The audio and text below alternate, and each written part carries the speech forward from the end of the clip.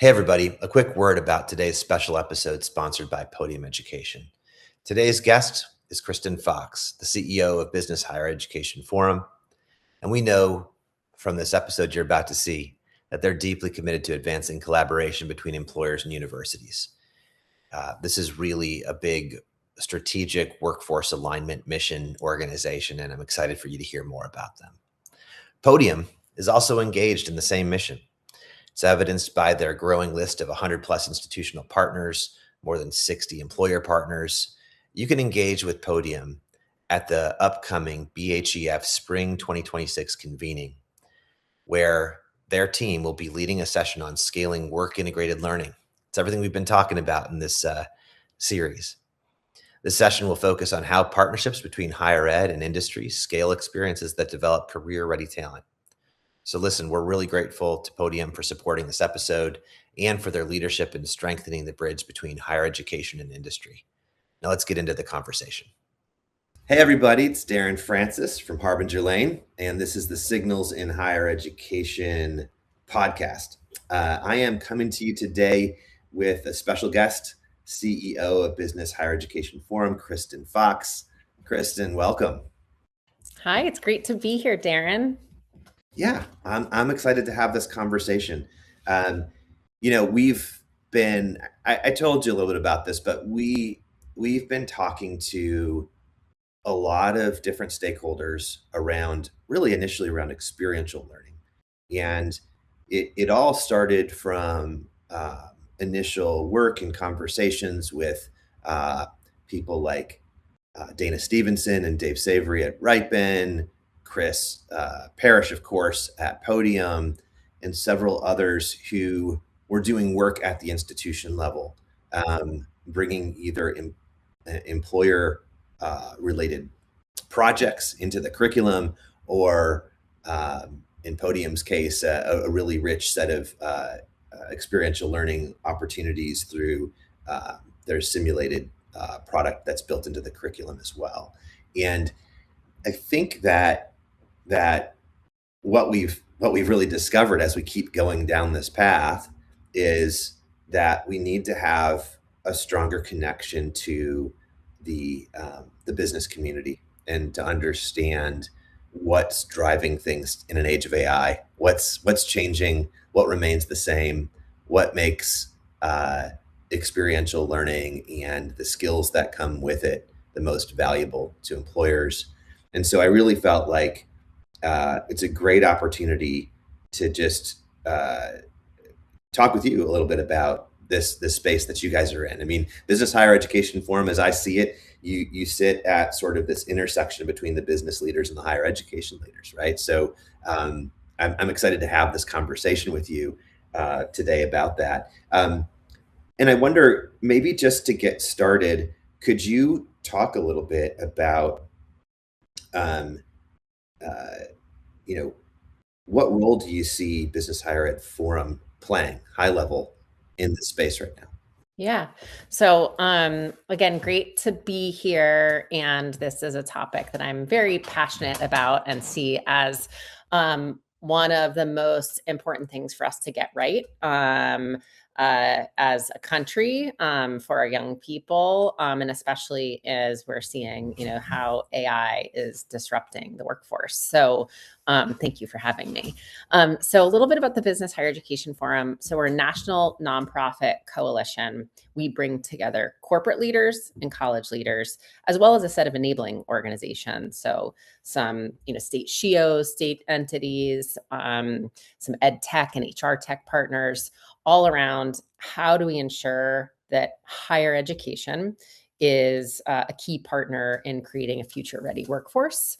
And we do that through a few different things. So we're a networked organization. So we have a network of really thoughtful, innovative, diverse institutions. So community colleges through four-year, Research One institutions working alongside one another and alongside a diverse set of corporate leaders who tend to be from mid to larger size enterprise businesses across the country, but we work with smaller businesses in other ways as well. And we, as part of our work, we're focused really on three things. How do we ensure that we've got the insights, communication, and conversation happening right at the right levels across colleges and corporations and employers around what are those skills and credentials that are needed in a changing economy and that employers are prioritizing and either have or do not have enough access to, and then how does higher ed respond accordingly. And then the second piece that we focus a great deal on is how do we make sure that we are expanding the access and access to and adoption of work integrated learning models that are blending, right, work and learning, and doing that in ways that are inclusive and that are actually responsive to employers' needs as well. I'll talk a lot more about that, I'm sure, in this conversation, just around how it's really critical to design around the needs of employers in that space. And then lastly, we're a national network, but we do a lot of work rooting this in regions. Regional contexts matter, and that whether it's you're an institution or you're a business or government leader. If you're in a more rural region, a more urban region, the industries that mark your region are different, and those do call for sometimes some different strategies and focus areas in solving some of these challenges. But ultimately, we bring together, as I said, these really just incredible stakeholders around, what are the emerging challenges that we're facing? What are the best practices that we can share? And where is it that we don't have solutions in place? Where do we want to test together and then share out, what's working in the field? So that's a little bit about what we're up to. Yeah, no, that's great. It's a lot. And I always believe that if you start with the loftiest goal and vision in mind, you get a lot more done, right? And puts a lot on your plate. But I appreciate the vision. It's the right time for Business Higher Ed Forum to really contribute in significant and meaningful ways. I imagine you've got eager partners on both sides of the table coming together. And I guess actually to frame this for people a little bit more, let's talk a little bit about just your own background coming into this. I mean, somebody to be able to sort of put these pieces together has to have an interesting and eclectic background. But share a little bit about what you feel like prepared you for this role, leading Business Higher Ed Forum, and what do you feel like you bring to it from your background and your experience? Yeah. Well, that's a great question. And naturally, as a international relations and Asian studies major in my undergraduate days, that was the linear path that took me right here. But all joking aside, that basis in economics and language and translation, right, is something that I use every day in my work. But I do, so, we're a networked organization that builds solutions and, it provides advising and guidance and builds community and sense makes. And so what brought me here is a combination of, past experiences.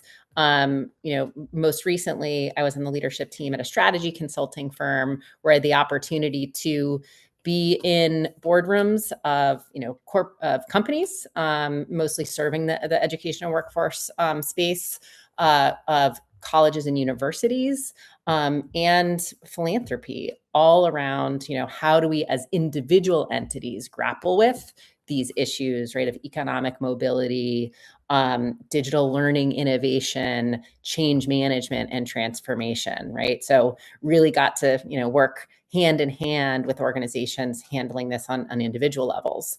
Before that, I was in a role where I had the opportunity to lead a series of innovation initiatives at Northeastern University, which is obviously a place that's really known and has excelled, since its inception in a model around co-op that integrates work and learn.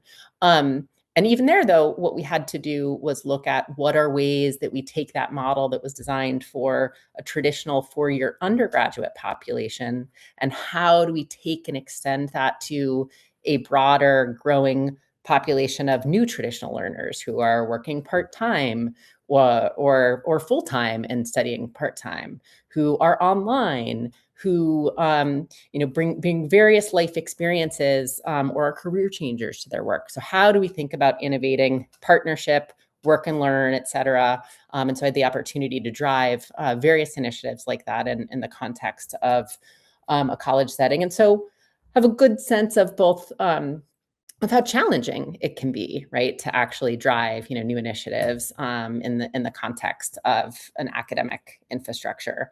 And then before that, the other experience that I'll bring in that I think is relevant is that I worked at an organization that built EduVenture is now part of ACT that we're in a period of time where we created these things we called learning collaboratives at that time, or these networked models where we created shared solutions to shared problems, and really came to value that approach of bringing folks together for collaborative decision making. So those kind of three things together have been really helpful as we think about how do we take a national coalition, define right our agenda, where we focus, right, to your earlier point. These are really big problems and challenges with a lot of great organizations, right, in this space. How do we make sure that we focus our efforts in the highest impact areas, and that we do it in a way that harnesses the collective? Because I really am of the mind, again, that you can do a lot in the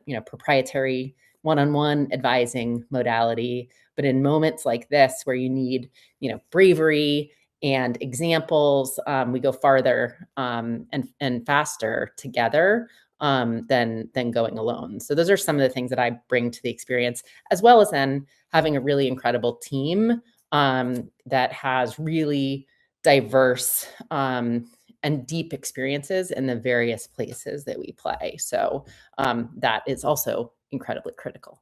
Yeah, my goodness. I think there's so many places I want to go from here. I got distracted by your use of the word bravery.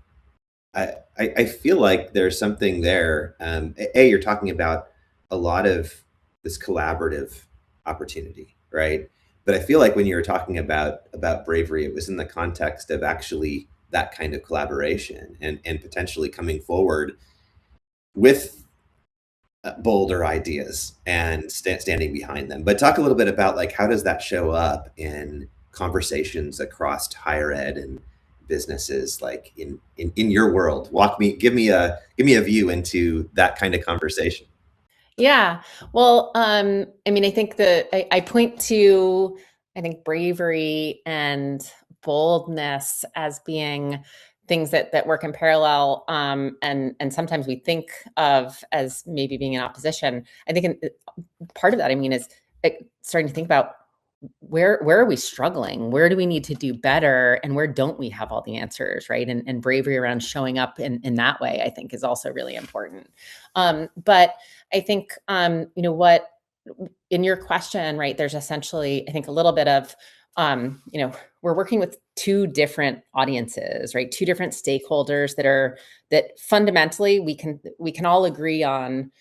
Yes, we want to prepare talent that is equipped for, the future, et cetera. That sounds great.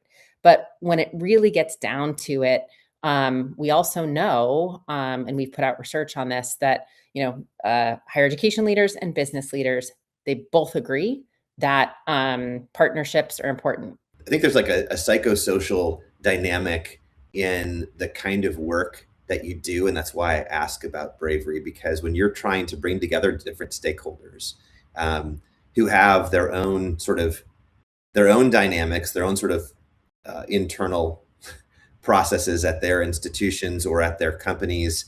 I love that you're actually able to facilitate the conversations, but it feels to me like in order for those conversations to go somewhere and to be beneficial and to be actionable, you do need to actually have a set of skills that probably came from a lot of the background you were talking about before. And I want to actually hit on this idea that you told me when we first spoke that stuck out, which was you think of the Business Higher Ed Forum as a do tank rather than a think tank. And I think this is an extension of that, but maybe talk a bit about what you mean in that context. Our organization is built to catalyze action and to support action. Uh, I mean, one of the things that we know is that 90% of higher education leaders and business leaders say, yes, we want to partner together. But then when you actually ask, well, how well are those partnerships going or functioning? Do you have as many as you'd like, at the quality you'd like? Much lower levels of satisfaction, right? It's much harder to actually execute on. So what we do as a do tank is our model allows us, because of the network component, to bring together our community, surface perennial and emerging challenges, and then build out and share solutions around them. And so what that can look like is pretty different, but I'll give you a few examples. So one is we launched in 2025 something we call our AI and Future of Talent Collaborative. That came out of working with some of the most thoughtful and forward-thinking companies who are thinking about how AI is impacting their workforce and the skills and tasks and how they're deploying humans and reskilling and upskilling humans, in the workplace. And then also having some of the most thoughtful higher education partners who are thinking about, well, how do we need to think about teaching and learning and what it means to operate as an AI-enabled professional in any domain, right? Not just in the biotech industry or the healthcare industry or as a teacher, but how do we need to think holistically about that?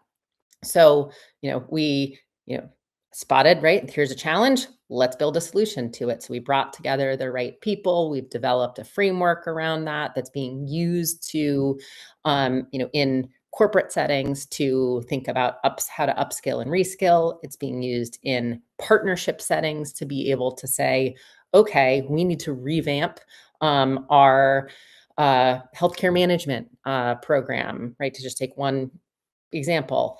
And how do we need to do that and think about the competencies that an AI-enabled healthcare professional needs? That's one example. Another is we've got a faculty innovation fellowship where we heard in particular from our higher ed partners, yes, we want to create more industry-aligned curriculum, and our faculty want to as well, and our faculty leaders, but they haven't historically been trained on how to create those partnerships, have the support to embed work-based learning experiences, and there's no place to really go and find that. So we said, great, let's build it.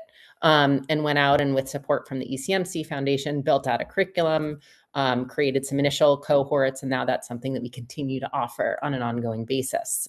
So there's some of those examples in terms of that, product development, right, loop that we're committed to building, and that we think we have a unique space as a nonprofit that can put those resources, out in a, sustainable but not prohibitively, priced way for the higher education and corporate sector to make sure that we are, putting those solutions out. No offense to my former, consulting colleagues, but in a more accessible price point and collaborative mechanisms that allow for folks to learn from one another. Yeah, that really resonates. I mean, just to pull back the curtain a little more on what I'm doing at Harbinger Lane, we work a lot with startup companies, and in that space, our sole goal is actually to get to a point in higher ed where higher ed's first call is actually startup founders who can work nimbly, quickly, affordably, embed inside of an organization and really help make change. And it's not to knock the other opportunities to work in other contexts, but I think that a lot of times, right now anyway, what's needed are those more affordable, those more tangible solutions that that can be developed more quickly and more responsively to the moment, right? Yeah. And the other thing that's a parallel that, and I want to jump into just the higher ed side for a moment, but the other parallel that I see is that in order to facilitate conversations for startups with higher ed leaders, we rely on roundtable discussions. Yeah. Not so that they can sell a product to Yeah. higher ed leaders, but so that they can actually show up as a peer in that environment, understand what a particular challenge is around an issue, and then engage as appropriate in a group setting to try and help solve. And so I think I love that you guys are really setting an example here and doing that work right, especially with the business community on board. I think that's such a critical element. But to that end, in the higher ed space, where a lot of the friction lies. You've lived it too, and we know there are good reasons for compliance. There's good reasons for risk aversion. There's good reasons for a lot of things, but the truth of the matter is that it feels like we need some things done yesterday relative to the challenges that we're talking about here, getting work-based learning to scale. I'll give you an encouraging sign from someone I think we both know, Kimmy Jonah at University of Virginia, right? Where what he taught me recently and having him on the podcast was about this idea of flooding the zone. And really it was just, to put it most broadly and generously, it was just trying and building out a whole suite of opportunities for experiential learning across the curriculum, and just doing it with dedication and with bravery, and with having the working with students and with student groups to really facilitate it. He's getting a ton of traction, and no surprise, you both were at Northeastern first, right? So so you have that as a point of as a starting point. But what do you think in your mind, and I'd hate to be overly general, but what actually is getting in the way of scaling? What are the things that you see and that the business community in particular sees to be their voice here when it comes to scaling this kind of opportunity more at institutions? I know that you asked about that from the institutional lens, but I'm actually going to answer starting with an assertion, which is, yes, there's work that higher education needs to do, and I will talk about that. But there is also, I think we need to look at this as a demand side challenge, not just a supply side challenge. And when I say supply, I mean students in higher education. When I say demand, I mean the employer, right, or the business community. And so, we've put out work that my team has put out that I'm proud to say I think is very often cited to quantify, right, just the extent of the challenge that we're talking about here. But less than a third of students who wanted to have an internship or work-based learning experience of some kind access one that is high quality. And that's for students overall. If we talk about students who are low income, first generation, and students of color, that's numbers even lower. And those are the students that need those opportunities even more, right? And that has to do with how internships have historically been doled out. I personally was a recipient of the unfairness of that system. I happened to babysit as a teenager for a neighbor who was the chief human resources officer at John Hancock, right? Which is how I ended up getting a summer internship, right? Just because of the proximity and where I lived. So I think we really need to look at the demand side of this first, and then I'll talk about what that means for the higher ed side. But first and foremost, for employers, there's friction. The large enterprise employers are typically, they've got the scale, they've got the infrastructure.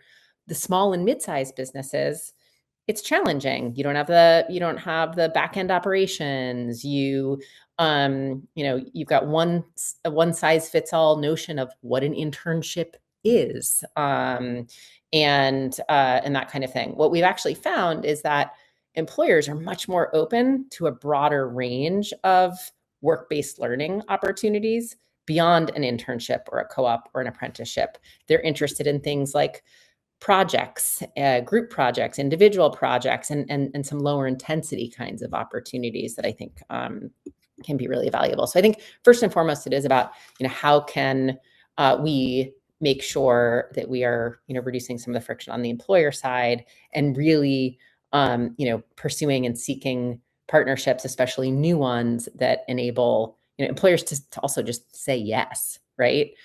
And your comments around Kemi and his work, some of the work that we overlapped and did together was around creating those more scalable project-based opportunities at Northeastern. And so we're very much right on the same page in terms of we need a variety of models to fill that gap, right, for those 2/3 of students who need these opportunities, and to be able to scale. Our friend Brandon Bastide always talks about the fact that internships don't scale, and that's true, right? So how do we make sure we've got this diversity of options, et cetera? I think on the higher ed side, I think some of the things that are important are to make it so these are embedded, not optional, right? And there is, for different institutions, I think there can be, I know there are real infrastructure challenges in terms of, staff who are trained in partnership development, some of the infrastructure and matching around that. But in terms of, that's where partnerships come in, whether with ed tech partners or with, coalitions that can bring resources together. But I see what I think is an important change in the field right now. It's less about, we don't want to do it, or it's more about how do we do it and let's operationalize it. And, how can we prioritize, our work-based learning strategy for our learner population, our region, and our assets. The other thing I'll throw in to this observationally, just again, because I'm having these conversations weekly now with different higher ed leaders or different folks in the space adjacent. I find there hasn't been a topic or a need as unifying as work-based learning. Yeah. What I mean by that is, if I close my eyes and listen to Kemi Jonah, or am having a similar conversation with Dr. John Rindy over at Slippery Rock University in Pennsylvania, a regional comprehensive university, I hear virtually the same things. Now they're trying different things in different ways, but the urgency is there. And actually after the podcast, I'll share this with you too. John Rindy sent me a document he built, a work-based learning matrix and taxonomy. And he goes across all of these different work-based learning experiences, right? Not just your internships. Just really lays out 2 pages of different types. And then and then for each, he gives you a description of, is this on campus, off campus, paid, unpaid, curricular, co-curricular, long-term, short-term, right? Like, but the point is that I see such a unified sense of urgency at the institution level. It's just, there are some things that get in the way, right? And do you feel like you've been surprised by ways that institutions have removed friction in some of this to scale it more easily? Do you see any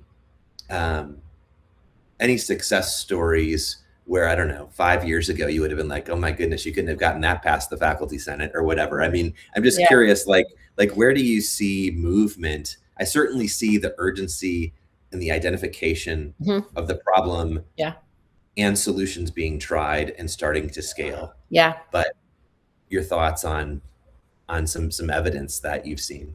Yeah, absolutely. I think, and I think this is really important. I think a couple things that I worry about are, making sure that we don't get caught up in, small pilots and shiny objects, and also that we really continue to, especially as there's a lot of literature on the impact of internships and their impact. There's less on short-term projects and how they're designed for quality and impact. And I think it's really important that we don't have performative stuff happening, right? Stuff that what actually works, let's test, let's learn, and let's make sure we share that is really important. And I promise I'm going to answer your question. But part of it is making sure that we have high quality short-term project-based experiences, because again, those are critical to how we scale.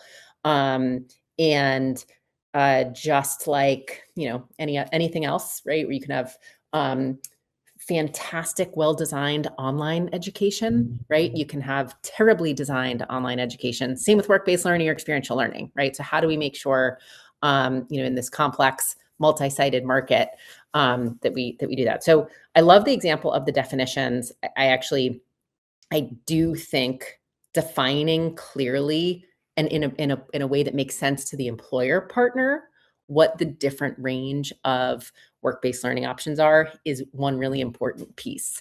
I've seen, and one place that I've seen start to do that really well in terms of what kinds of partnerships, what kind of work-based learning experiences, is Bowling Green State University, and the team there in Ohio has done a really nice job of that. So I just think clarity, right, of definition is really important. I know the state of Indiana has an employer-facing definition around that too. A lot of the definitions I see are very higher ed facing, and I think it's important to have stuff that translates. In terms of like structurally bold moves that I'm seeing and that are underway, there's a couple of examples I'll give and just general models that I think are interesting, and they're different stages. So some I can point to success, and some are more in development. But the team at SUNY, right, which is a system, they've set a goal in the state that every single student will have an internship or a work-based learning experience of some kind, and they've really moved, aggressively to, at the system level, create roles that are responsible for across the system, right, and across different campuses, engaging with employers, right, to make sure that there's no, that you're just doing that more seamlessly in a way that one of the big challenges for employers is you've got 4,000 institutions reaching out to you to partner. That's overwhelming, et cetera. So they're doing their piece to, at least in their state, right, centralize that partnership management and project and work-based learning solicitation. What they're also doing is, in a concerted way, working then with regional intermediaries of various types and stripes to really test out how can we make sure that we can centralize or bring together the employer demand and asks in ways that are not just one-to-one, right? So where you've got, many to many, in a way that can reduce just the friction and the volume of asks and the number of hands that are involved. So I think that's another interesting model. I do also see, I think Northeastern has done this really well in terms of, moving from a place that had only the traditional co-op, right, which was a very, and obviously still have that as a successful model, but expanded to include shorter term experiential projects, which now thousands and thousands of students have engaged in, and that has allowed those projects to be embedded in, and they are designed to have real world consequences, real world problems, and real world feedback, right? And those have spread across the curriculum over the last 5 to 10 years as being something that is really meaningfully having an impact on students that otherwise, because of their time constraints or life, would not be able to access those employer opportunities, or because of where they live. Some of them are virtual. So I think those are two examples. And how they're coming about, pretty different, right, based on where the organizations are coming from.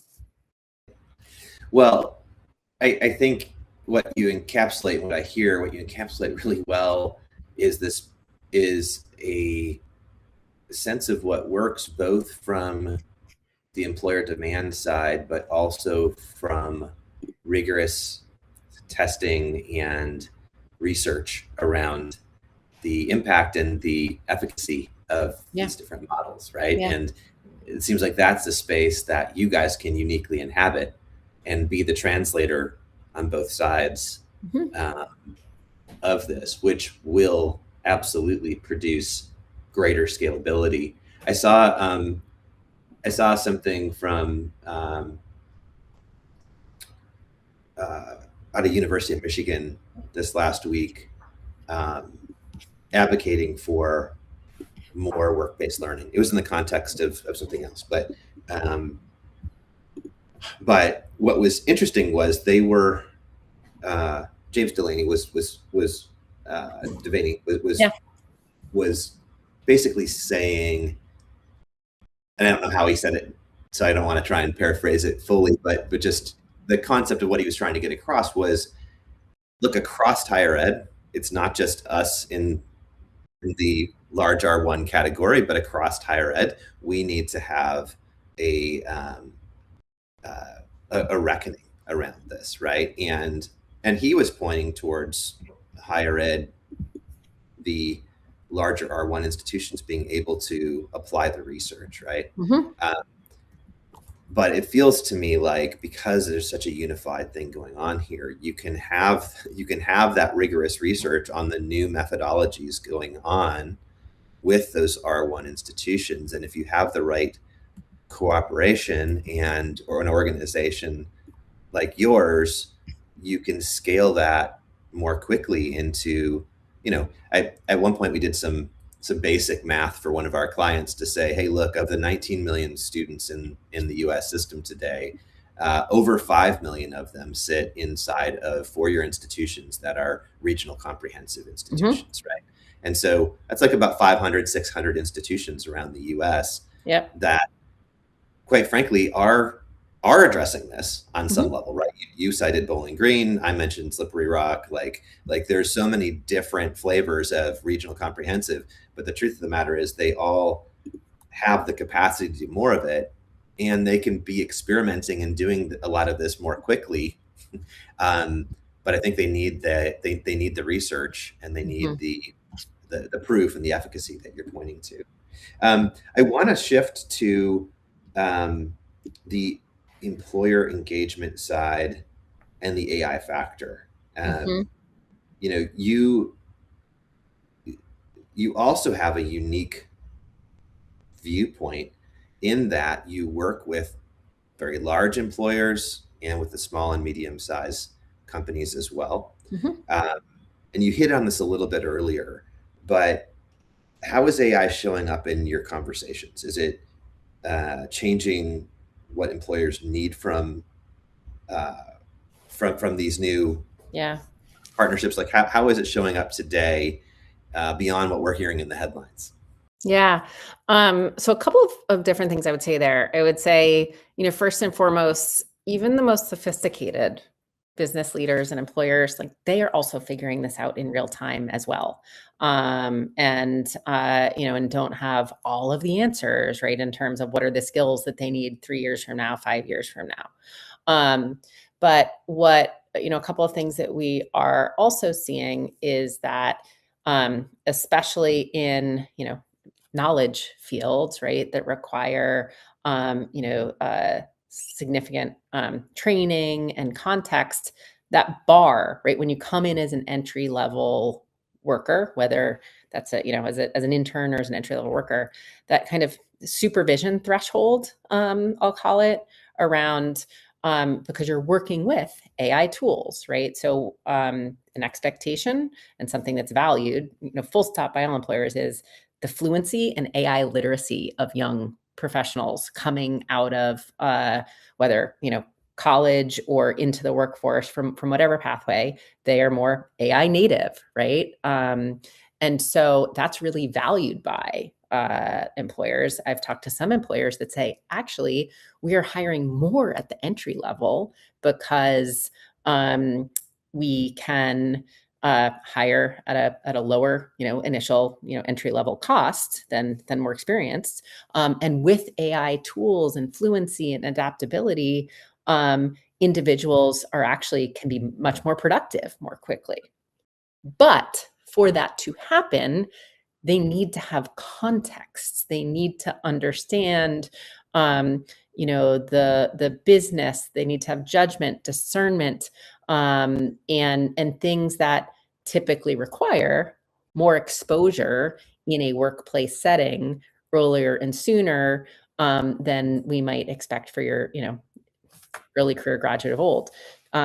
So I use, an example because it was a really powerful one for me as an early career, young person in professional services, where I would be on a call, right, a client call with a senior partner, where my job was really to take notes and listen. That was my only job. And what I learned was in a fairly intimate setting, wow, this is how a senior experienced person handles an angry senior client. This is how they answer a really hard question. This is how they engage in client management. And today, those were really formative experiences for me. Today, that I'm replaced by an AI note taker, and the human capital model doesn't need me there, right? In some cases. So this becomes the imperative for how do we make sure those exposure points in ways that work for employers, right? In ways that work for learners happen earlier, because the only way you're going to be able to have entry level workers who have that judgment, who have that discernment, who have that context is not coming in cold from sitting in a classroom, right? It's from having repeated, opportunities to learn and engage in real world settings. So that's where we're seeing a lot of the, employers value those types of experiences. And you asked, and when it comes to AI, curriculum can only keep up. You can only update curriculum so much. And so, yes, that is important. It's important, that institutions are doing that agilely, but the ability then to engage in projects or other work-based learning mechanisms also then enables, by definition, the learning experience to keep up with what the employer needs. So there's some of the things that we're seeing. And, obviously, we're also hearing employers say that they're figuring out in real time as well and being as planful as possible, around how the skills and tasks and jobs are changing. One last thing on the employer side, how does a large employer need differ in your mind from a smaller employer need relative to the internship, to the maybe the shorter term projects? Like where do you see the friction points or how they differ?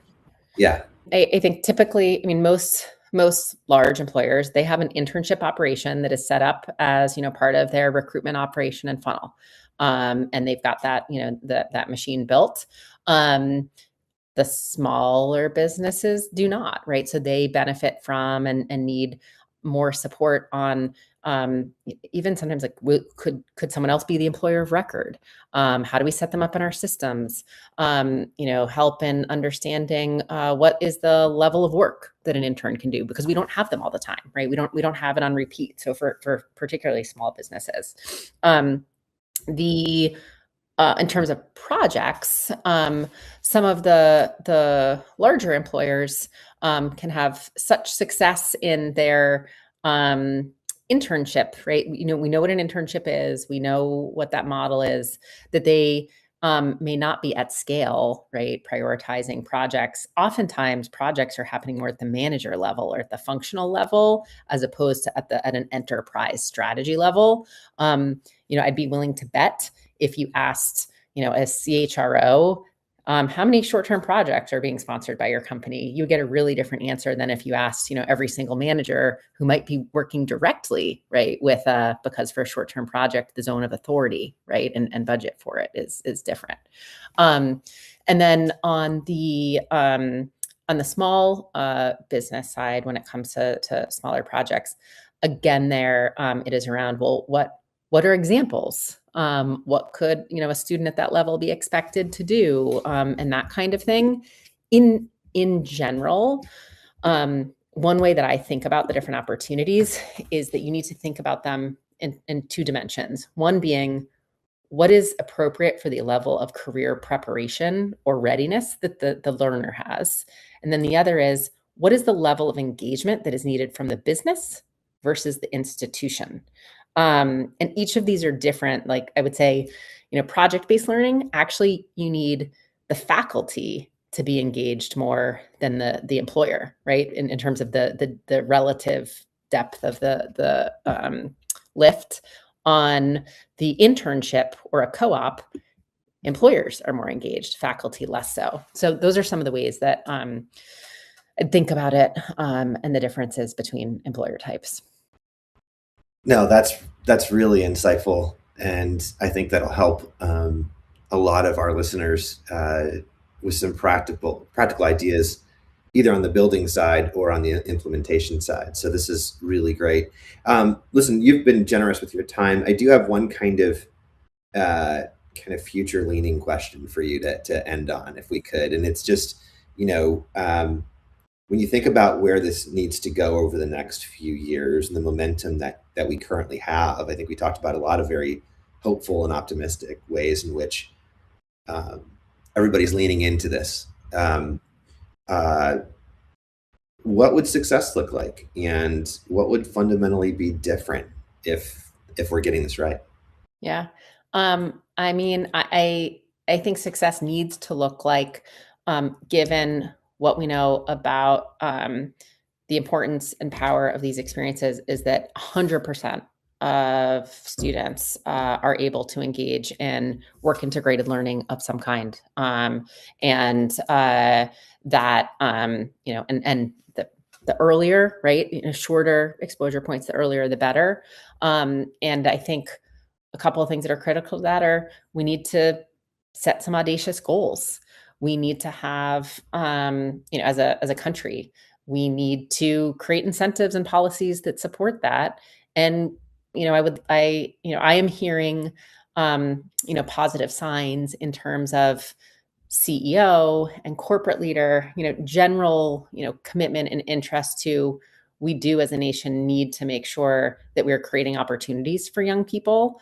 Our society depends on that. Our economy depends on that. So, and that may, and that will look different for different organizations. But I think, this 100% clear goal set, and a movement and sharing of, here's what's working and here's what's not working, equally important. Let's stop doing the things that are performative or don't work, but I think that's really important. And let's not obsess too much over definitions, and clarity are important, but at the end of the day, some experience is better than none, and let's go for progress, not perfection.